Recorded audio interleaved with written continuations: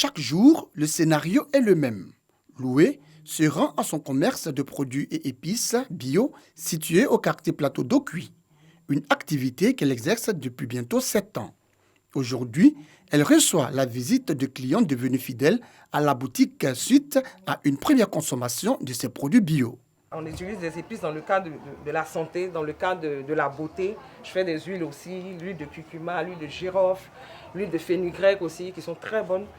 Voilà. Et puis aussi, au niveau de la cuisine, des bons mélanges, des parfaits mélanges d'épices qui arrivent véritablement à satisfaire les dames et à les emmener progressivement à laisser tomber les bouillons chimiques qui créent des problèmes de santé. Bio désigne un produit ou une denrée issue de l'agriculture biologique sans engrais et produits chimiques.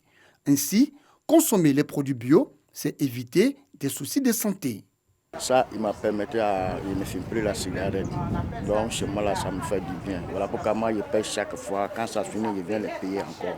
Les produits bio sont très bons. La poudre de moringa, moi, je suis diabétique depuis plus de 10 ans. Et depuis que j'utilise ça, ça va, ça baisse. De la boutique du Plateau d'Ocuy à Achokwa, village situé non loin de Benjerville, au champ Gauchen. Ici, l'univers du bio s'offre à nous. Volaille, pisciculture et agriculture. Deborah Kwadio est devenue spécialiste de la production de produits bio. Deborah Kwadio nous explique comment elle entretient ses poulets avant de les commercialiser. Constater que les poulets que j'élevais naturellement avec du maïs avaient des petits bobos, soit l'œil qui gonfle, la gorge. Et en réfléchissant, je me suis rendu compte que nous-mêmes les humains, quand quelqu'un a un problème allergique, on lui dit de ne pas prendre de maïs. Donc je me suis dit, mais ça doit être un problème d'allergie avec ces poulets. Donc j'ai préféré enlever le maïs pour voir, et puis j'ai mis du manioc. Et j'ai vu depuis ce temps, il y a moins de mortalité. Produit de grande consommation à Abidjan, le poulet fait aussi l'objet de plusieurs critiques, notamment sa transformation chimique. Certains clients de Deborah Kwadio jugent les aliments bio savoureux, mais très chers. Parmi eux, ce restaurateur situé à la Riviera 3, toujours dans la commune de Cocody. Au niveau des produits bio, il y a une différence dans la consommation.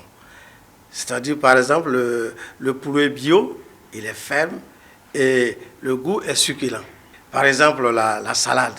Lorsqu'on regarde un peu comment est-ce que le jardin est entretenu, l'eau qu'on prend pour arroser les vergers, alors que de l'autre côté, vraiment, c'est pas ça. La différence est tellement que c'est surtout au niveau du goût qu'on sent la différence. Le produit bio coûte plus cher parce que tous les ingrédients qui rentrent dedans, c'est naturel. Depuis une décennie, les Ivoiriens s'intéressent de plus en plus à la consommation de produits bio, pas tous. Les produits bio que j'utilise, c'est plus pour mes soins corporels et pour mes cheveux, puisque je fais des nappies. Et pour moi, tout ce qui est produits bio sont des produits faits à base d'éléments naturels. J'entends parler de produits bio, mais je ne sais pas en fait quel rôle ça joue juste. Je ne connais pas en fait le produit bio. Les produits bio sont bénéfiques parce que, par exemple, ils aident à guérir certaines maladies comme la tension, le sous-marin par exemple. Mais alors, que pensent les diététiciens et les nutritionnistes des produits bio?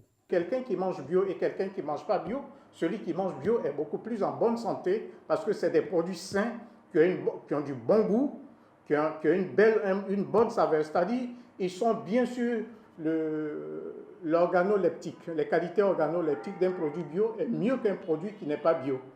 Pour certains spécialistes, les fruits et légumes bio sont tout de même plus sûrs. Ils contiennent moins d'engrais, herbicides et pesticides. Le bio touche aujourd'hui tous les pans de la vie, de l'alimentation, de la cosmétique en passant par les produits d'entretien depuis ces 10 dernières années. Consommer bio, un geste de protection de l'environnement qui augmente également le capital santé. Tout de blanc vêtus, les membres de la CAFER, la Confédération des associations de femmes de la région du Sud Comoé, investissent la place Kadio Amangwa de Bonoa. Le 20 janvier est désormais marqué dans l'agenda de ces femmes comme journée de la paix. On dit que la paix généralement passe par la femme, effectivement, parce que la femme est un maillon fort de la famille. Et quand la femme parle de paix, les enfants, les époux, les hommes écoutent. Et donc, nous voulons commémorer cette journée-là pour inculquer cet esprit de paix et de cohésion sociale au niveau du Sud Comoé et qu'on a appelé la tenue en blanc. Parce qu'on est blanc dans notre cœur et on est blanc sur notre corps. Autorités coutumières, élus locaux, autorités administratives et associations de jeunesse ont traduit leur engagement à œuvrer pour la paix. Pour vivre en paix, nous devons vivre en harmonie avec nous-mêmes et les autres. La justice, la liberté, la solidarité, la tolérance, le respect, l'équité sont des valeurs pour cultiver la paix. C'est la femme à la maison qui règle les conflits déjà entre les enfants. Ce savoir-faire, il est avéré chez la femme. Bravo, mesdames, pour ce que vous entreprenez dans vos foyers respectifs pour préserver la paix, pour renforcer la paix. La CAFER entend pérenniser cette cérémonie pour inciter les populations à adopter en tout temps et en tout lieu des comportements de paix et de non-violence.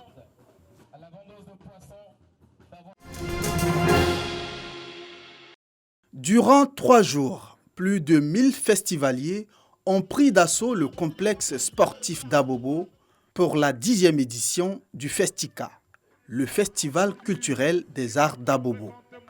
Pour ce rendez-vous culturel, plusieurs artistes de renom.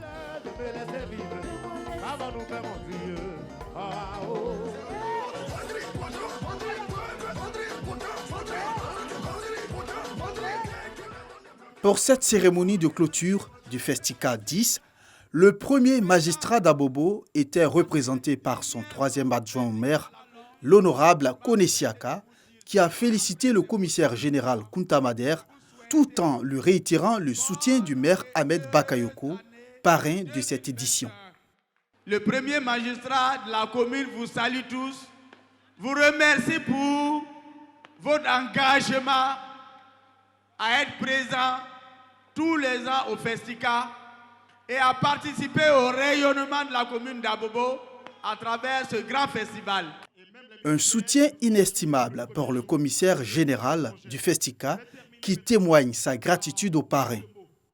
Tant que j'aurai le soutien de la population d'Abobo, le Premier ministre Ahmed Bakayoko, Festica vivra, vivra, vivra, vivra, vivra, vivra, vivra, vivra.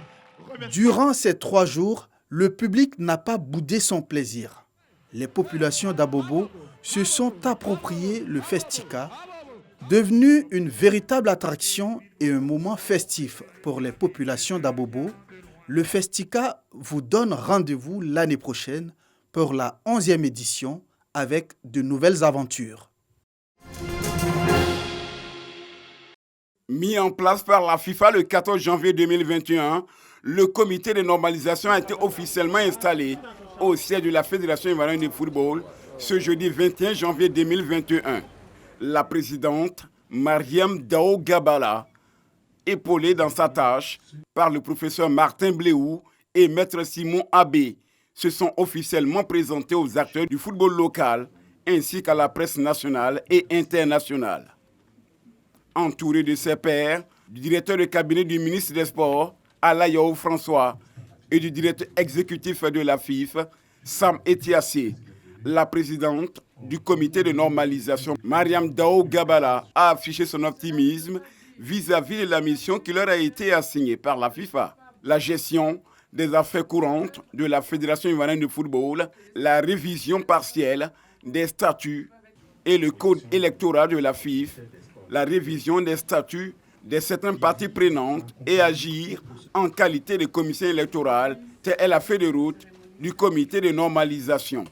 Mettant les petits plats dans les grands, autour des valeurs de transparence, de responsabilité citoyenne et de professionnalisme, la présidente du comité de normalisation a promis rencontrer les parties prenantes à la crise du football ivoirien dès la semaine prochaine.